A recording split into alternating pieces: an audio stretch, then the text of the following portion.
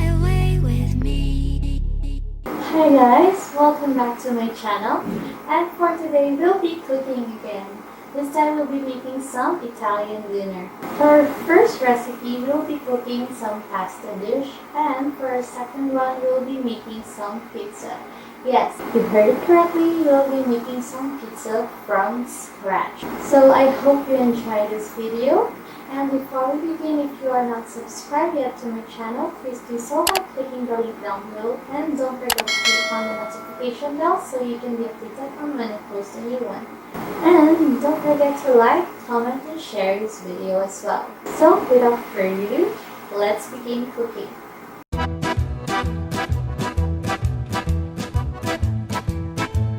So to start with, I already cooked some penne pasta. We'll just have to strain this up. Okay, for our ingredients, you will need 1 big red bell pepper, 3 cloves of garlic, a splash of olive oil, then a dash of black pepper and dried basil leaves, and a little bit of sea salt. So let's start prepping the ingredients.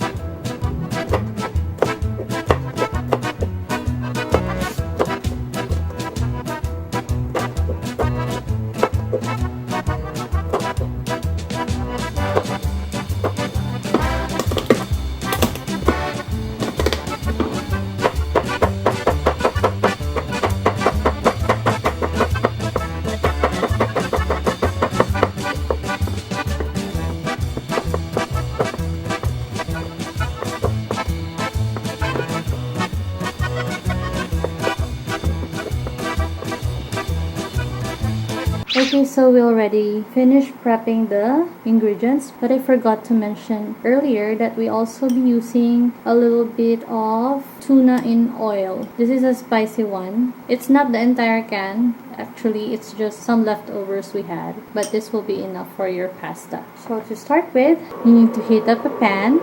We will only be using olive oil for this pasta, nothing else. Okay, so our pan is ready. Now put some oil. A generous amount of olive oil. Then saute the garlic. You don't need to burn it up. Just saute it for about a minute.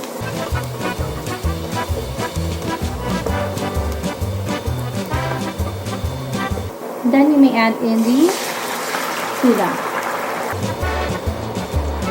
You can include the oil from the tuna. It will add a bit of flavor to our pasta. Then put in the rest of the ingredients. Put in the black pepper and the basil as well as salt. Then add in the bell pepper.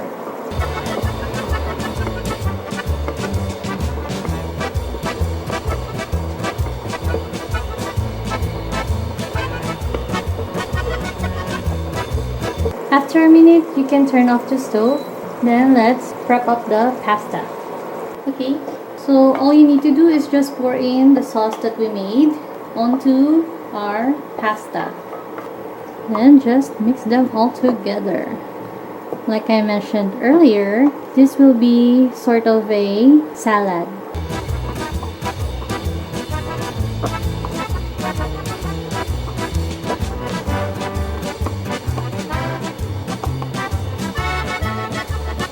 Now for this one, you can add in more salt if needed, depending on your preference. And you can also add more olive oil. So our salad can be more flavorful.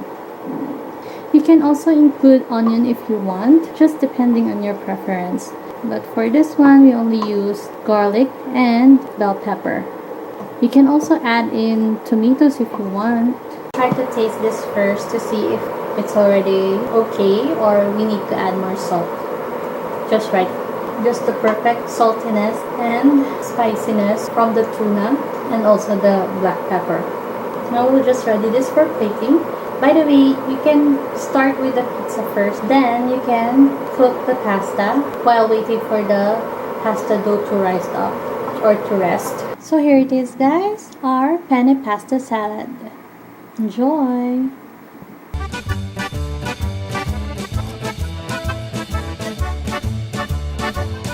Okay, for our second dish, we'll be making pizza like I said earlier. Now for this recipe, we'll be cooking it in a stove, not in the oven. We'll not be using the oven for making pizza or for cooking the pizza. So just a disclaimer, this will be my first time to make a pizza dough. I mean, make a pizza from scratch in general. So please bear with me. We'll just prepare the ingredients first. Cross our fingers. This will be good.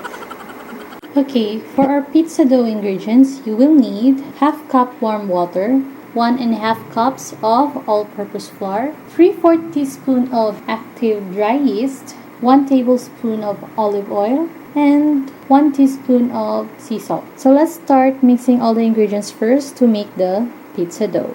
Okay, so in a mixing bowl, mix the flour, yeast, and salt together first.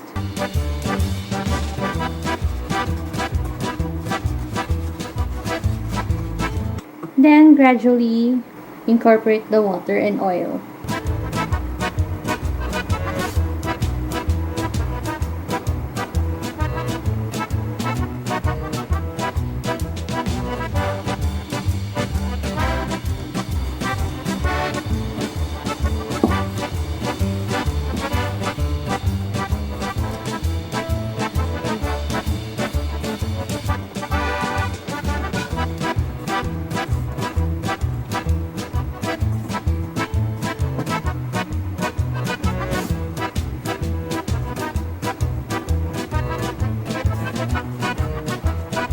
I hope we're doing this right. So let's prep up the surface that we'll be using to knead the dough. It should be a clean, smooth surface. Then lightly flour it so that the dough will not stick. Then transfer our dough here. Then gently knead it or loosely knead it.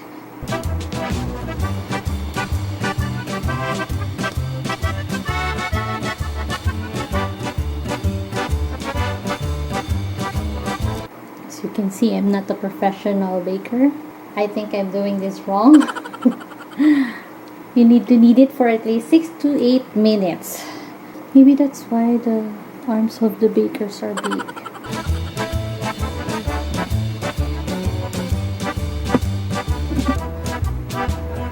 Am I right? They're doing this like that.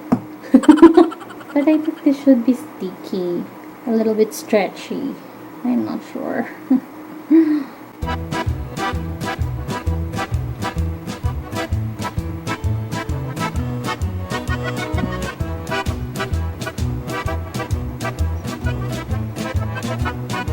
I have a very small hand.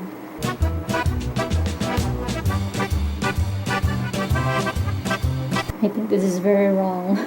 We should have just buy a ready to cook dough.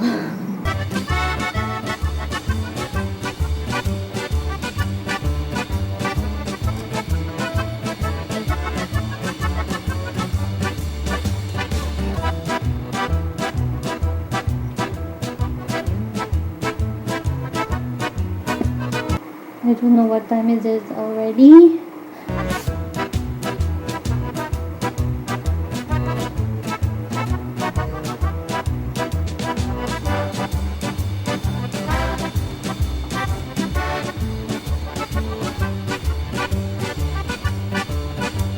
The dough should be smooth. Why it's not smooth? Oh.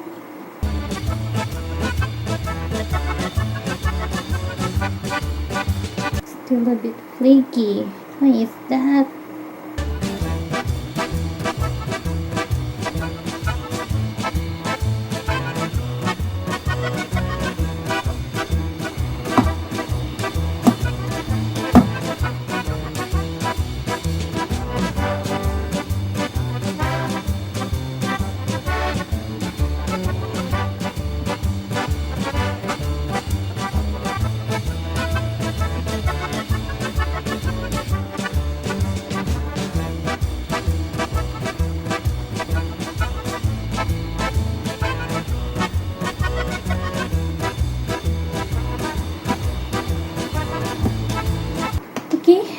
Now with the mixing bowl that we used earlier, put a little bit of oil to grease it up. I'll just use my hand.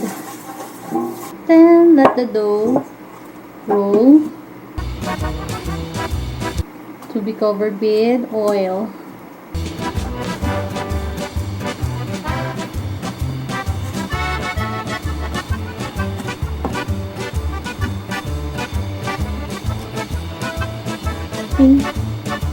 So once the dough is coated with oil, cover it with a clean towel, then allow it to rise and double in size about 1 to 2 hours. 2 hours later. Okay guys, so ito na yung ating dough. After 2 hours, I don't know kung lumaki na siya. Sabi dapat double the size, parang hindi naman. So, I'm not sure kung tama yung ginawa natin. Pero sinundan ko lang naman yung ingredients natin. Yung instructions. Now, I already floured our surface. Let's cut this in half. Tapos, i-flatten na natin siya na magkakasya dito sa pan. I don't have a cast iron skillet yet, but ito na lang gagamitin natin. We'll just oil this up with olive oil and we'll put a bit of salt na rin. Let's cut this first. I'll set this aside. Then, let's try to spread this out as thinly as possible using our hands.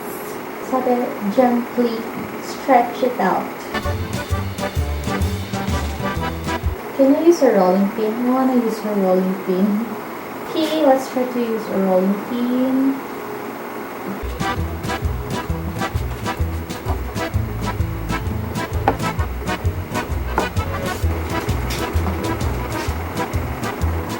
Okay. So now what we'll do is we'll oil up the skillet.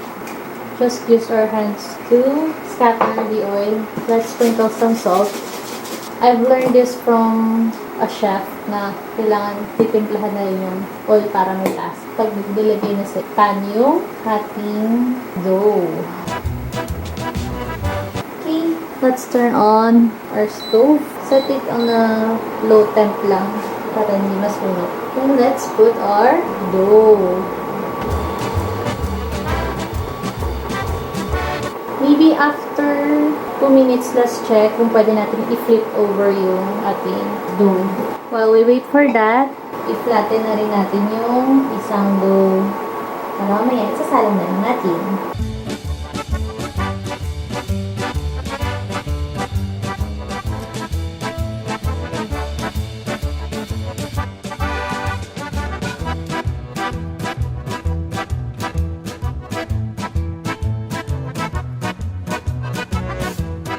Okay, so I already tried to flip it over para i-check kung okay na yung ano.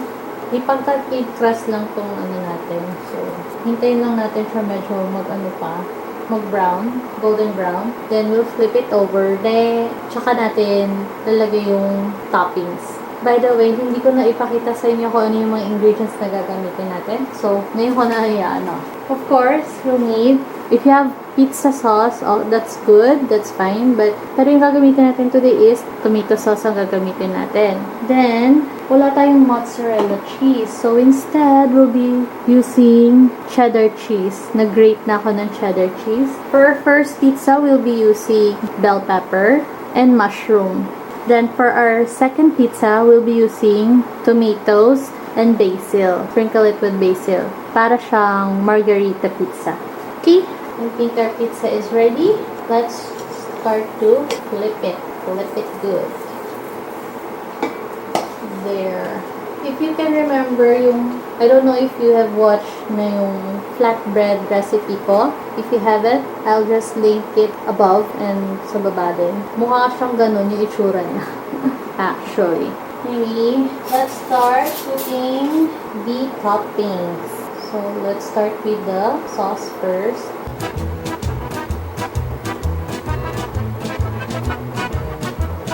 Now, let's put in cheese. You can put as many as you like. Kung may mozzarella kayo, that's better. But since we do not have mozzarella, at mahal yun, budgeted lang ang ating pizza, cheddar cheese na lang tayo. And kung may cast iron skillet kayo, mas maganda talaga. Yun na lang gamitin niya. Then let's put in some mushrooms.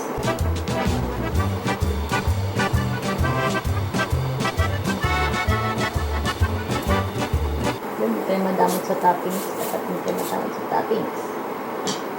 Then, the bell pepper.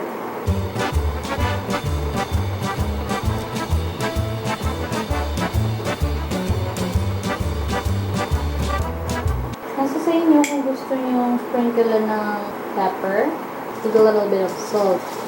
Kung gusto nyo anuhan din ng konting olive oil, okay lang din. There. Let's just wait for it. Ngayon, takpan natin siya. Kailangan daw covered siya para mas maluto. Very low heat na yun natin. Pero hindi naman nasunog. We'll just keep it covered until the cheese melts or maluto din yung the rest of the dough. Kailangan crispy yung crust niya, brown siya. Hindi naman yung totally brown, crisp lang.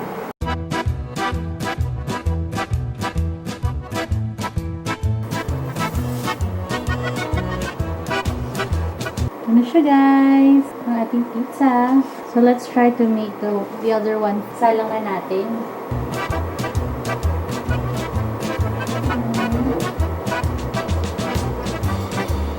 Salt. And let's put in our... Let's just wait for it for about 2 minutes. Then let's flip it over again. Mas maganda kung lagyan nyo na ng olive oil din yung ibabaw. Para pag binaliktad natin siya later, hindi siya dumikit sa ating pan. So yan, lahat pala, medyo naglolobo na yung ating malalaman nyo na naluluto siya. Okay, let's flip it over. There you go. And let's put the toppings again.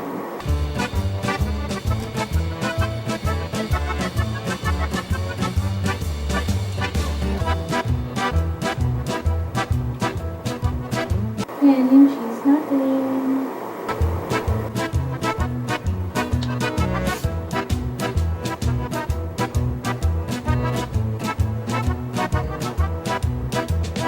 Tapos, ating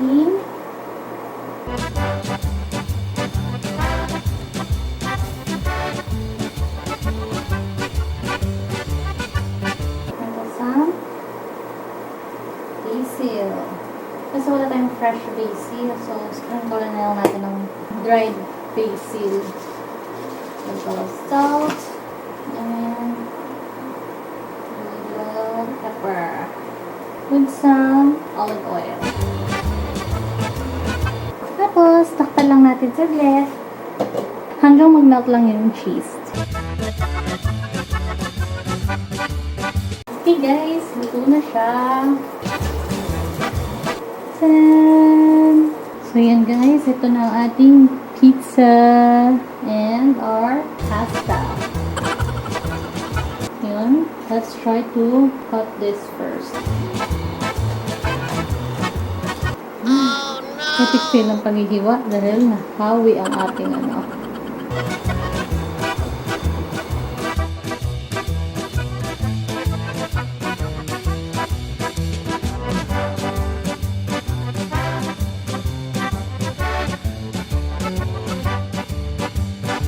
So there you go guys, I hope you enjoy our 2 recipes for today. And kahit first time ko lang mag-try gumawa ng pizza from scratch, I was very happy with the result. Mag-enjoy mo na kami sa aming dinner. Nakaroon kami ng Italian dinner date at home.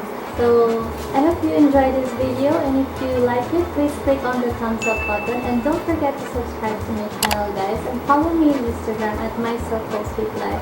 Thanks again guys for watching, and I'll see you on my next one. Bye!